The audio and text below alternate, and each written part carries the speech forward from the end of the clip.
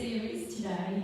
This series is going to run over a few weeks, so there's going to be a few breaks in between, Queen's Jubilee, some speakers, all of that stuff. But over a few weeks, I'm going to be speaking on this notion of building. So I want to speak into that. Lois, last week when she preached, she left us with this final question, and it was, are you building yourself up in the faith? That was the question. Are you building yourself up in the faith? And so this building theme was kind of running with me anyway, and we've been singing a song recently a lot, which is a fantastic song, which is I Will Build My Life. And so this building theme, as well, I was thinking about St. Barnabas and all that we've got ahead of us. We have a building that will need a lot of work doing to it. And I guess for us as well, during lockdown, this is actually a photograph of our house in lockdown when we extended out at the back, and we had a lot of building work done. Well, of course, Jesus says as well that he is building his church. And when Jesus says he's building his church, he's not talking about bricks and mortar, but he's talking about us.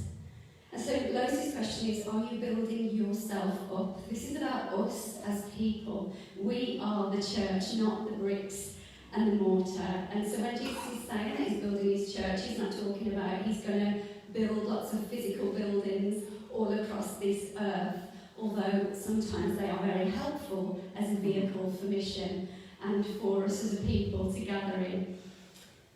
He's talking about us. And when it comes to building as well, what we found was with our build is that we had an architect come right at the start of the process.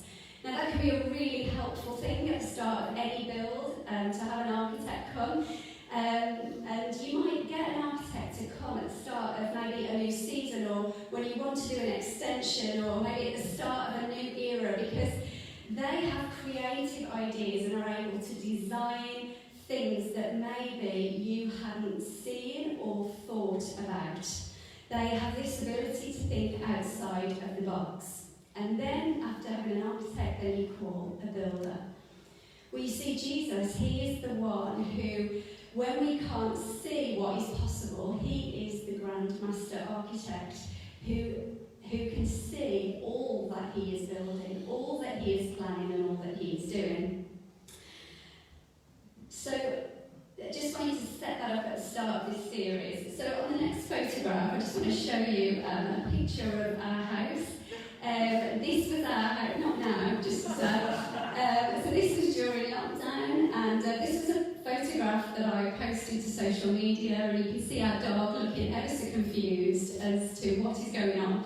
So, this was the day that walls came down between the kitchen and the dining room, and also the exterior walls came down, and our house was being propped up by metal poles.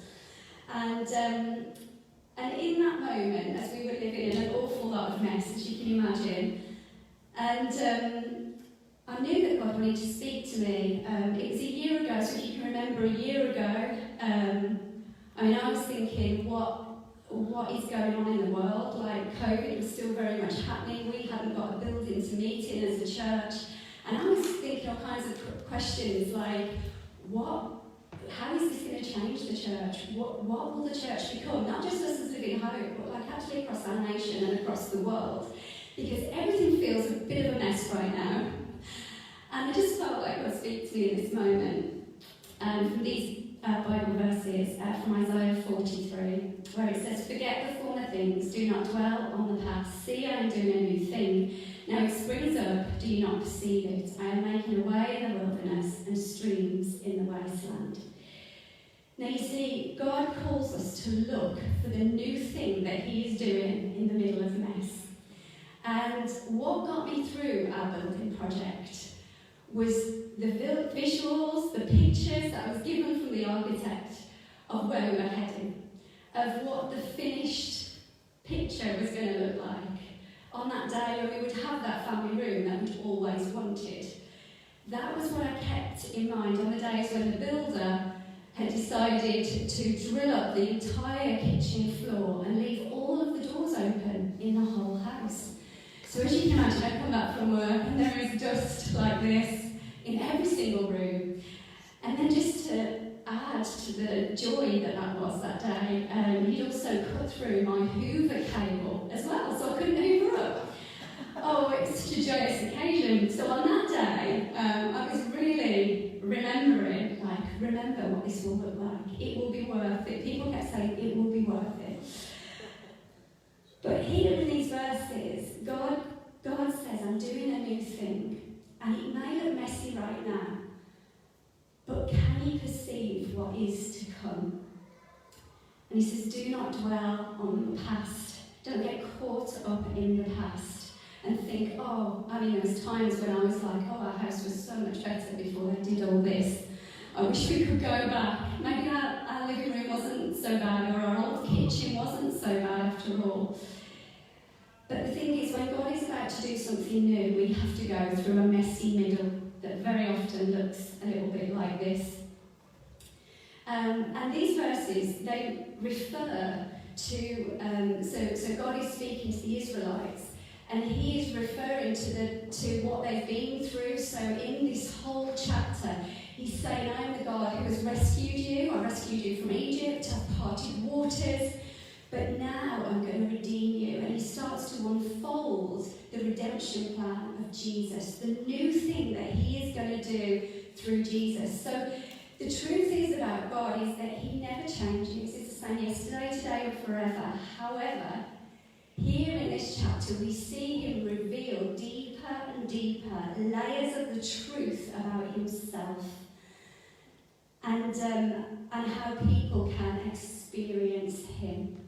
So during this series, today we're going to look at building us, looking at us, but I want to look at building family, what it is to build family, what it is to build the church. I want to look at building mission, because we're called to build with Jesus, join with him in what he is doing in his mission. And you know, the Bible says that nothing will stand against what Jesus is doing. He's building his church, and the gates of hell will not prevail. So no global pandemic, no war, nothing will stand against it. So today, building us is what I want to look at. And really, the idea of this is all around spiritual formation, which I can see you all thinking already, like, what? What we're looking at what now? Spiritual formation. Basically, is Jesus building us. That's him building us. So I want us to think about moments where we were changed, because we are spiritually formed by him. We are built by him in two ways. The first way is encounter. And you know, if you know Jesus in this place today, you will have encountered him, encountered his presence. And when I think of those encounter moments, they are the moments that have built my faith. When I look back on my life, and maybe you can do the same, we look back and we can remember moments where we experienced the presence of God and where he spoke to us. I encountered at the age of 6 the kindness of strangers that took me to church. They weren't complete strangers, they were our neighbours, who took me to church, just to clarify, safeguard issues. Neighbours, better word. And then I think about when I encountered his presence in my mum's living room, when my Auntie Jacqueline came to visit and to babysit, and she told me about this Jesus, and I've never heard anyone speak about Jesus in the way she did that day, in such a personal way, that she had encountered this Jesus, and I had goosebumps on my arms. In that moment, I knew something was different, that she was telling me something that I felt called to and propelled towards. And then at the age of 13, an encounter in our youth room with our youth leader, with 20 young people gathered, where I gave my life to Jesus. And at the age of 19, having a moment where I knew at that point there was no going back in my faith. Like at the age of 19, this lady, she prayed for me. I was filled with the Holy Spirit. And as she prayed for me, she told me things about my life that she would never have known. In fact, there were things I'd never talked about to anyone at all. And she prayed into those things and over my life. And I knew at that moment that I was never going back. That was a no going back moment for me, because in that moment I knew that God was real. I mean, I'd given my life to him, I'd been baptised. But in that moment, when she spoke those words, I was like, God, you are real. Like, you are real, because she would not have known that. And so in these moments moments of encounter, we are formed spiritually. But the thing is, we cannot just be formed in that way alone. We cannot simply go from encounter to encounter to encounter. That is not the only way that Jesus forms and shapes us. But how powerful those moments are, and we need them in our growth of Him, in Him. I've been reading a book recently, and it's called The Deeply Formed Life. And Rich Valonis, in this book, he says this: my life has been shaped by encounter, but sustained by formation. My life has been shaped by encounter, but sustained by formation. In Isaiah 46, it says this: I am He who will sustain you. I have made you, and I will carry you. I will sustain you, and I will rescue you. So God wants to sustain us as He forms us. He wants to hold us as He forms us. But we have to learn how to abide in Him. And in John 15, it tells us all about this word abide. It mentions it so many times, but it is so key to our formation. In John 15, it says this: I am the vine, you are the branches. Whoever abides in me and I in him, he it is that bears much fruit. For apart from me, you can do nothing. If anyone does not abide in me, he is thrown away like a branch and withers. And the branches are gathered, thrown into the fire and burned. If you abide in me and my words abide in you, ask whatever you wish and it will be done for you. By this my Father is glorified, that you bear much fruit, and so prove to be my disciples. And the Father has loved me, so have I loved you.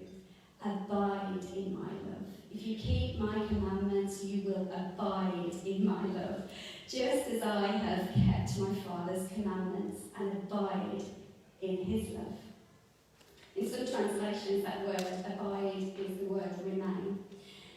And these are Jesus' almost like final words to his disciples. Like he's kind of narrowing down his 3 years of ministry at this point. He's preached, he's taught, he's performed miracles, miracle after miracle. And but here it's like he's starting to summarize everything in this one word: abide.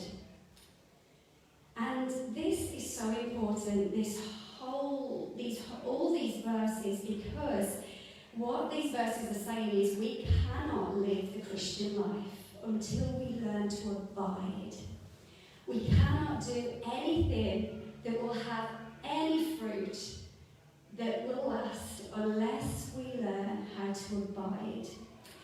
So this word abide is mentioned 63 times in this Gospel of John. And it's talking about the fruit and growth that will come from our lives, that actually by the fruit that God does in our life, we will be recognised as Christians. Like that's the kind of fruit that's going to come when we learn to abide in him. And when I think about what is ahead for us as a church, when I think about what we're going to do at St Barnabas, and we're all so excited about our future, what this is going to look like, slightly terrified at the same time. But I know that for us as a church, we can do a fantastic stay and play group. I know we can put on fantastic events for the community. We'll put on barbecues. We'll do some great things there. We'll invite people in. We might have quiz nights. Who knows? We might have fish and chip suppers. We might have coffee afternoons. I mean, we've been dreaming on a Wednesday night of some of the things that might take place in this place. But the truth is, if we as a church don't know how it is to abide in him, these verses say, and it feels ever so harsh, but it says it will bear no fruit. Because actually all it will be is a fantastic community centre that maybe just looks like another one in another town. We are the church. That's the difference. We may do similar things to what other people do, but our difference, the thing that we're recognised by, is the fact that we have been with Jesus. Now this word abide It comes from the Greek word meno. And this Greek word meno, like many words in the Bible, it means so many different things. So meno means to dwell, to remain, to stay where you are, to continue to be present, to continue in relationship. It means to tolerate. It means to endure, to wait, to accept, to suffer for, to submit to act in accordance with, to be faithful to. It means all those things. And I wonder, as we hear those words, do these words describe our life, our lives, where we dwell? So this is serious, isn't it? So I'm going to lighten it up a bit. I want us to think about how we make a cup of tea. Yeah, it's that light, okay? We've been deep, now we're going light. Okay, I want you to think about that. Now, I've had some interesting conversations sometimes in the staff room, or when you're making somebody a drink, you think you're doing the right thing, making them a drink, and they're like, it's really interesting how you make that cup of tea, because they have a different way of making a cup of tea. Now, we're all British in this room. I think we've all made a cup of tea, right? Sorry, Easter. We're not all British. Do not assume anything. But Easter can make a fantastic cup of tea. I can confirm that. I've had one of hers. But there are two ways. Now, forgive me, there may be more. But I think there are two main ways that you can make a cup of tea. Okay, so I don't know which camp you're in. So over here, on the right-hand side, there are the dippers. These are the dippers, okay? So they hold the tea bag by the string, and they dip, okay? So they put the tea bag into the hot water, they take it out, look at the water, put it back in, a bit stronger, take it back out, okay? These are the dippers. This person over here on the right, now these are the dwellers, okay? So they put a tea bag in. I'm in this camp, okay? They put a tea bag in, and then they may go off to the toilet, do some things, go do a bit of washing up, go chat to someone, and then they come back to their cup of tea, they take out the tea bag at that point.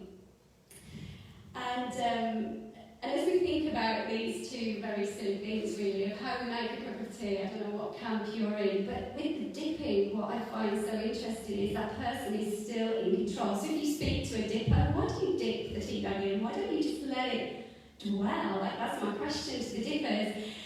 And they will often reply with, well, I don't want it to get too strong. Okay, so they have complete control over the dipping action so it does not get too strong. But you see, when it comes to this word, abide, there's no such thing as getting too strong. This word abide, it means to dwell, to sit there, and allow the transformation to take place. But how very often we want to dip in, dip out of what God is doing, be in control of the process of how strong or spirit or filled with His Spirit we might be, or control how much God might be speaking to us. It can become uncomfortable when you sit, when you dwell. It can become more of a risk, maybe. But this contemplative, I can't say the word today, life is one that causes us to slow down, to abide and to be with Jesus, to stay present, to submit, to wait.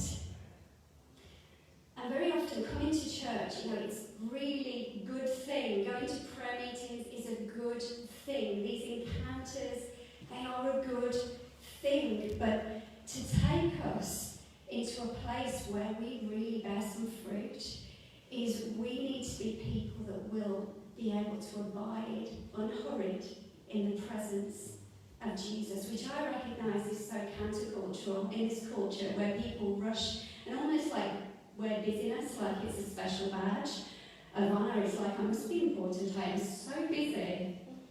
But counterculturally, Jesus is calling us away from that to abide with Him. And in Acts 4, we see in Peter and John the difference that it makes as they preach with such boldness and such courage. I mean, they're imprisoned, and yet people say, aren't these those unschooled guys, like the uneducated ones? They can't believe what these men are saying and doing because they knew that they were the unschooled and uneducated ones. I heard this quote while I was away at the Ealing conference, which really stuck with me actually, because very often I say, that we're in this world for God, like we represent God. And I heard this quote, and it says this, that we can be in the world for God, or we can be in God for the world. Can you see that subtle difference? We can be in the world for God, or in God for the world. You know, being in God for the world is the one that will bear the most fruit. You see, if we are in the world for God, we can do that in our own strength. Here I am, I'm representing God. Here I am doing these things. But to be in God for the world is so different. It slows us down. One of my North Star verses is this: one thing I ask from the Lord. This is in Psalm 27. One thing I ask from the Lord, this only do I seek, that I may dwell in the house of the Lord all the days of my life. This one thing, the psalmist says. You know, sometimes when we come to God, I wonder what our one thing is, because we can pray some great prayers and need much needed prayers. You know, our one thing when we come to God, it could be like, God, my one thing right now is I'm praying about this job, this great job, or God, when I come to you, I'm just praying about my marriage, like, God, I just want a beautiful marriage, or God, this one thing, God, if you would just give me healthy kids. I mean, that is my one thing. Or God, I would love to retire. God, if we could just do this one thing to retire. But abiding, when we learn to abide, it moves us beyond transactionalism, where our prayers become, I pray this, God, will you do that? It takes us beyond entitlement. Well, surely I deserve this. Surely I deserve to retire at this age. Surely I deserve this promotion. Do they not know how hard I've worked? God, do you not know how hard I've worked, what I've given to this company? And so it moves us into a different place. Instead of entitlement, we become people of devotion and service. Instead of transactionalism, we think about communion with God. And instead of praying about the things that we want, our way and our will, instead we live our lives for Him and His will. Mother Teresa, she got this nailed. Like she really got this sorted. So when she was interviewed, I may have shared this before, but she baffled the interviewer, because the interviewer said to her, when you pray to God, what do you say to Him? And she said, nothing. I just listen. And then the interviewer, a little bit confused, he says, so what does God say then when you pray? And she said, nothing. He just listens. So the guy interviewing, he was so confused, but you see, Mother Teresa had learned that in her times of prayer, just being with God was enough. Just abiding in Him was enough. And theologian Karl Barth, he says this about God. He said, God does not wish to be God without us. Now, when I first heard this, it jarred a little bit with me. Because I'm like, God is God. He doesn't need us. But you know, He can't get enough of us. And I think sometimes if we only knew how much He desires to be with us, this isn't about us desiring to be with Him, but this is about a God who chooses us, who wants us, who He pursues us in such a personal way. In fact, He is the one who makes the initiative. He is the one who calls us. He is the one who chooses us. Sometimes we think, I found Jesus, I found Him. I'm going to do this for God, I. When actually all along it has been God pursuing us. And I think sometimes it can be so much easier to see it for someone else than it can be to see it for ourselves. But when we can learn how to abide in God, we can give out of what we have received. Because in that abiding, in that staying, in that waiting, we receive something of God that we can give. The disciples said, silver or gold have I none, but what I have I give you. And so I guess at the end of today, there's an invitation for us all, is that God longs to abide with us in the ordinary moments of the day. Not just the church encounters, not just in these moments on a Sunday, but every day in our workplaces, in the offices, the places where we go, the coffee shops. He wants to meet with us, spend time with us, be with us. And the ultimate why behind it all is because God, if I take us back to the beginning, He's doing a new thing.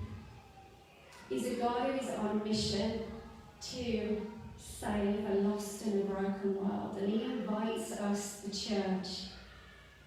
But to invite us, the church, He needs us to be a people who are built up in Him, whose faith is built up not just on encounter, but on formation, on being with Him. And I love this thought that God pursues us. And you know, when we've been working down at St Barnabas and we've been meeting lots of different people from the community, I realise that for me it's so easy to see the hand of God on someone else's life. So as we've met with, I can think of a mum and a dad who came here to church at Christmas, and they come to Little Stars every single week. And I look at this family and the mum who I met with for coffee through a contact at Chad, and I just see all these pieces coming together. And then the niece of the mum who has contacted us because she's heard about the things we're going to do in the building and she wants to be a part of it and she wants to join in. I look not just at individuals and the hand of God on individuals' life, but on whole families as well. And I guess because of us as a church, we're a very missional church, and we're always thinking out, and we can sing those songs, and we can see the goodness of God running after people in our community. A God who goes after the prodigal son, who embraces the prodigal son. A God who goes after those who are lost and broken, and maybe far from the house or far from the home. But you know what? I had a revelation, as the song that we did today, where it says, your goodness is running after me. When I was away at the conference, you know, you have these moments in worship where you just really have a revelation of something so simple, but it just hits you in a really profound way. And I had a revelation of, I'm so focused on God's goodness running after other people, and we need to reach these people because they need to encounter the presence and the love of God, that actually in that moment of singing that song, I was like, oh my goodness, He's running after me. He desires me. That's not rocket science, is it? I know that's probably not profound to a lot of you in this room, but for me in that moment, I was like, He cares for me. He loves me. His goodness is pursuing me. He wants me. He wants me to sit with Him. He wants me to abide with Him. And as that truth became true for me in that moment, how true it is for each of us in this room, He's pursuing us. And ultimately, the new He wants to do. Yes, He wants to do new things in our community. Yes, He wants to do new things, and for us to do some incredible renovation works on St Barnabas Church. Yes, yes, yes. He wants us to do these things, hold coffee afternoons, all this stuff. But actually, first of all, it starts with us. He wants to do a new thing in us. You know, the Bible talks about not putting new wine in old wineskins.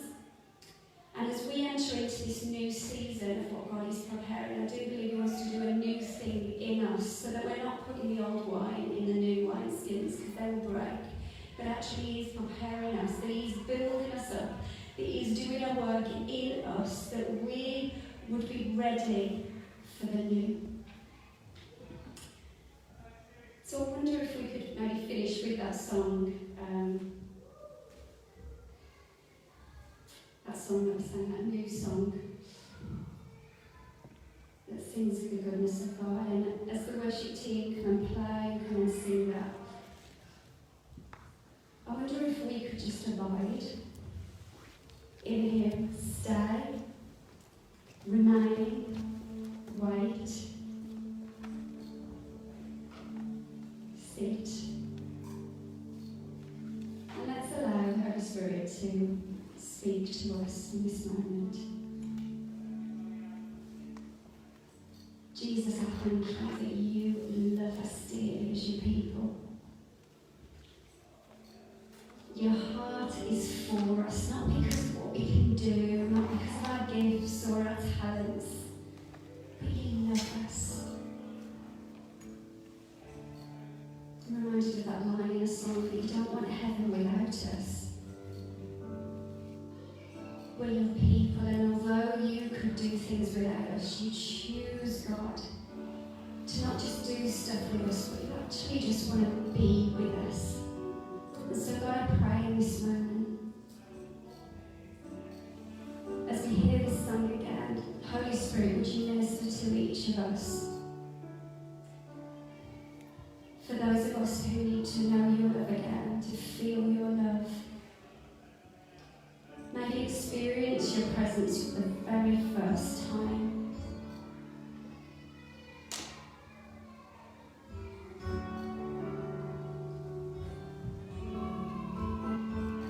Or maybe we felt disappointed with the change or with the fruit in our own lives. God, we just choose to abide with you in this moment, to rest in you. Take this moment with you. And I thank you that you know just what we need. And ultimately what we need is you, Lord. Above all things, one thing we need is you. So Father, I pray that just speak to us now. Father, our hearts are open. Our arms are open. And Father,